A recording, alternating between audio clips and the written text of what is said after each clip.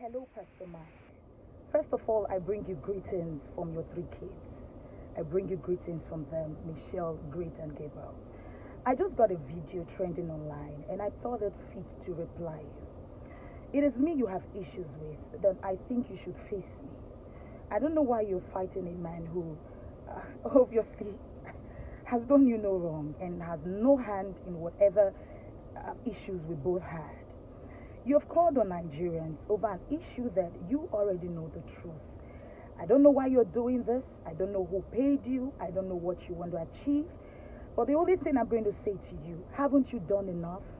Have you not destroyed this heart enough? Haven't you done the worst that any man could ever do? Have you not done? Aren't you tired of the too many things you've done to me? Aren't you tired? Aren't you tired of the things, the pain, the things that are too despicable that I can't even tell the word? Are you not tired? Are you not tired of plugging someone's daughter into pain? Aren't you tired? Are you not tired? You left me in Kano. You left me, you called me on a certain day and you told me that, yeah, you're going to leave the marriage. I thought you were bluffing. I called my people and they can testify. My mom is there. My brothers are there. My elder brother called you from UK. You told me you were leaving the marriage. My brother told me you were bluffing. I thought you were joking. Yes, I begged you. I remember I begged you. And then I got to the office. I collapsed according to what my principal said because I opened my eyes in the hospital. And that was where, because you had already threatened to take these kids from me as head in the recording that I will upload if Nigerians need to hear it. I knew, why are you doing this? Why? Haven't you destroyed me enough? I remember asking you in that record in that very day. I told you, I said, even if you borrowed my womb, you have done so much. You have done so much. And when I begin to tell Nigerians what you have done to me, the hell you made me pass through in 10 years. Mike, I have hidden this because of the respect I had for you as the father of my kids. I never ever wanted to drag you online because internet don't forget issues and I have children that I value so much. I know how this is going to affect them. I never wanted it, and so I allowed you to take your way and allowed you to have your way, whatever you wanted.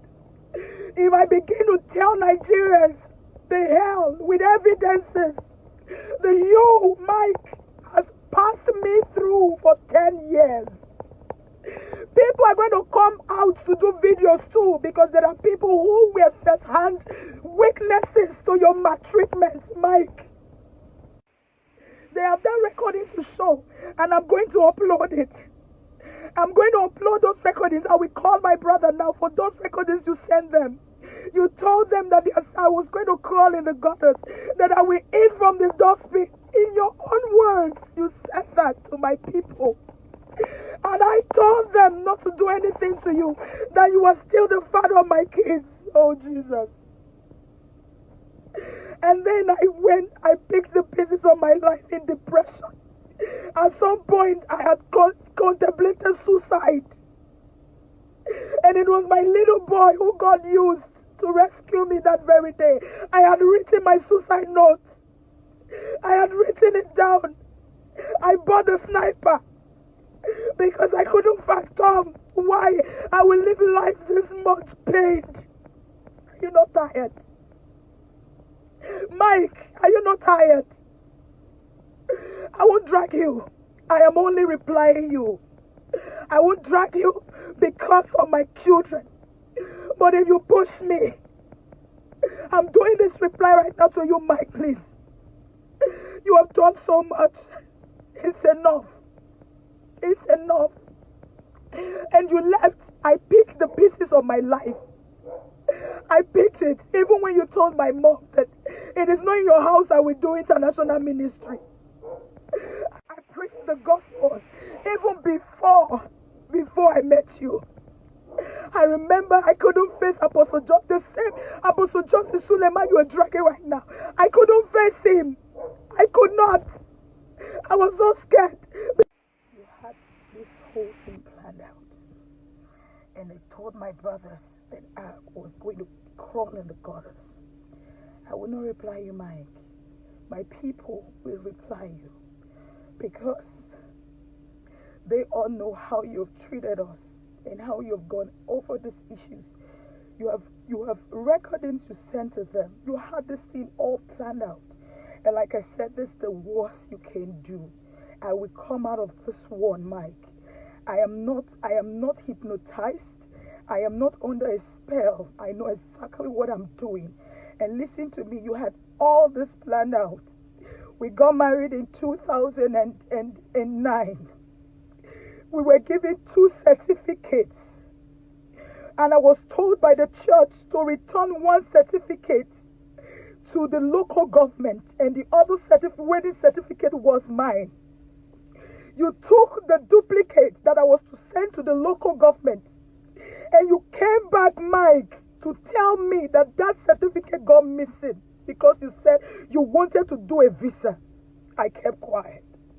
A year later, Mike, you came back to me. If I'm lying, counter this video.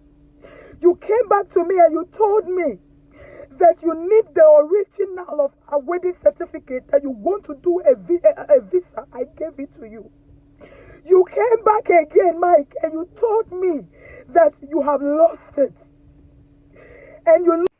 Mike, this is it. This is the worst you will ever do.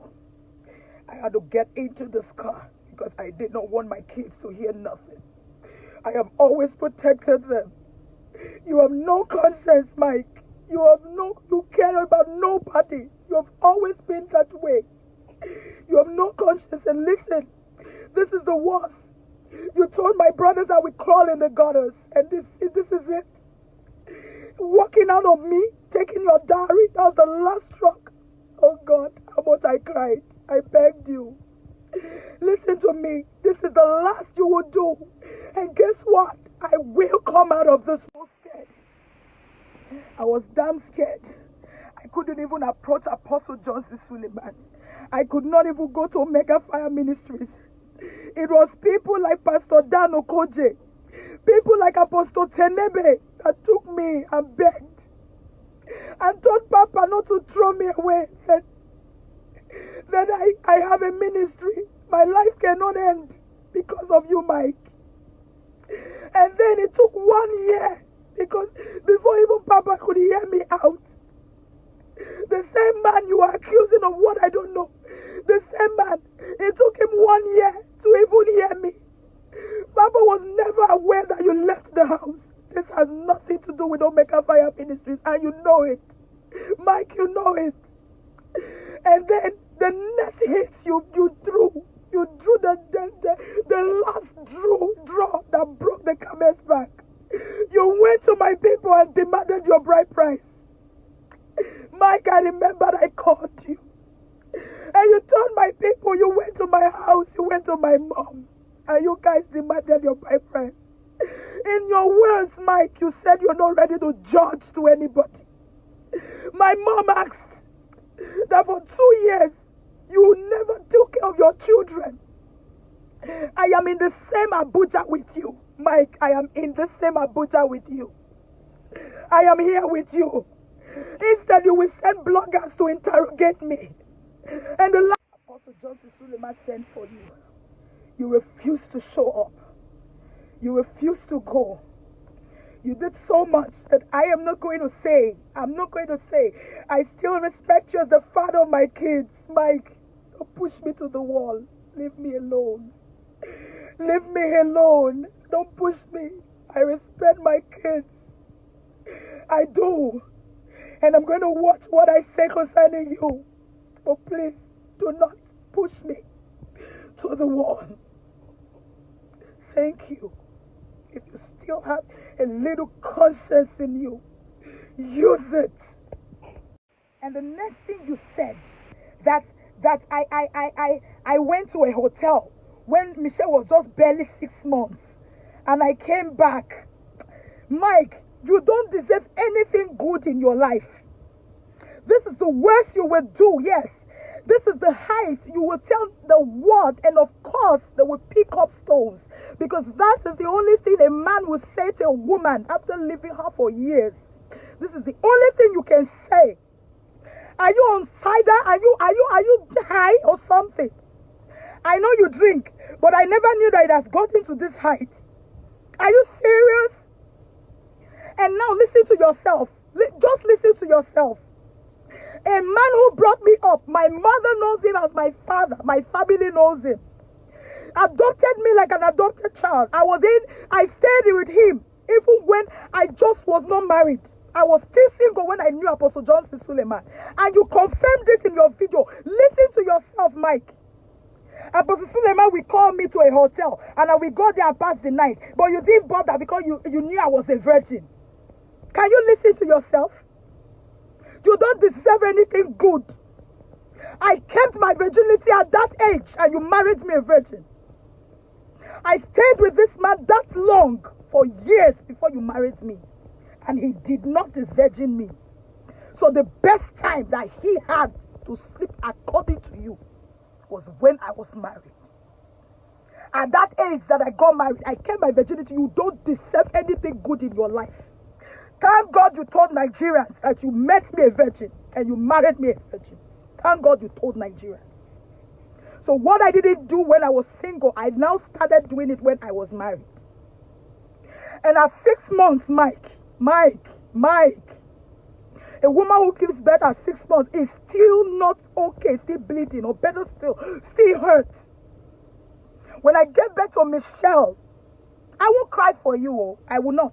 When I gave birth to Michelle, I was in the hospital when your mom came to me and told me,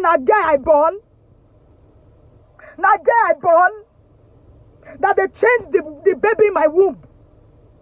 I cried, and that day I had an exam.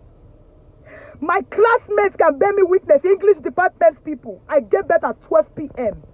I left the hospital at 12:31 p.m. to go to write my paper because I did not want to carry over that course. When my lecturers saw me and they told them I just gave birth like 45 minutes ago, they were amazed.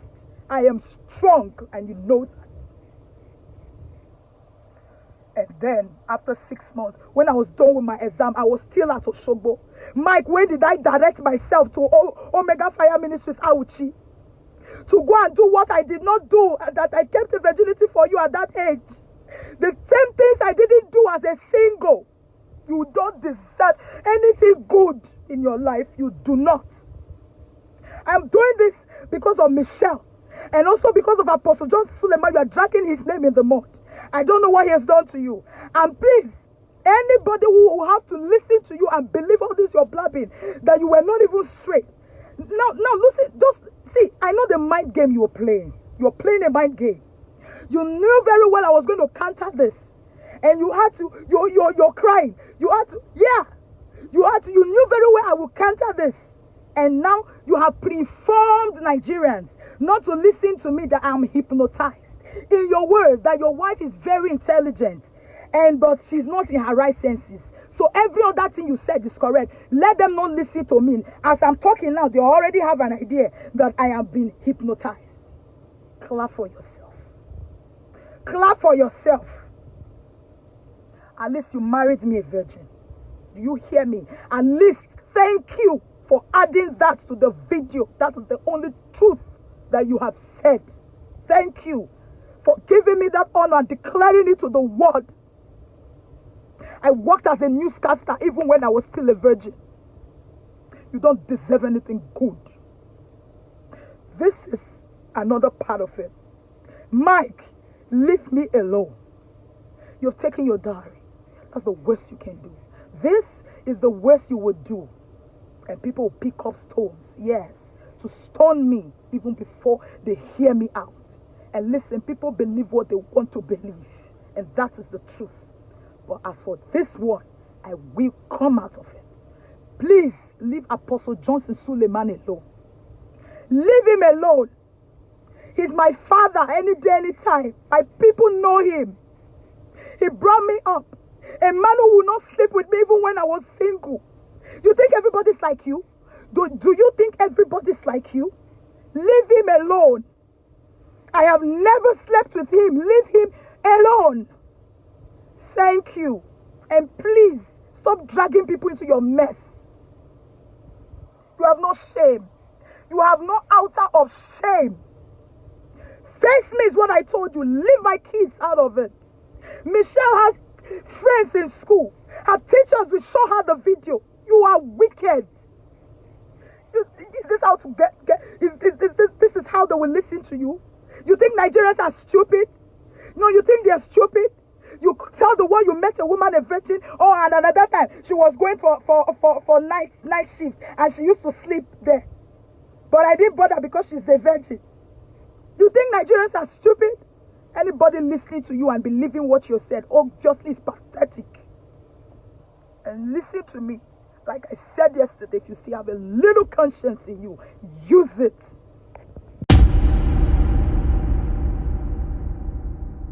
Clap. Closed doors, I'm a fool for your love.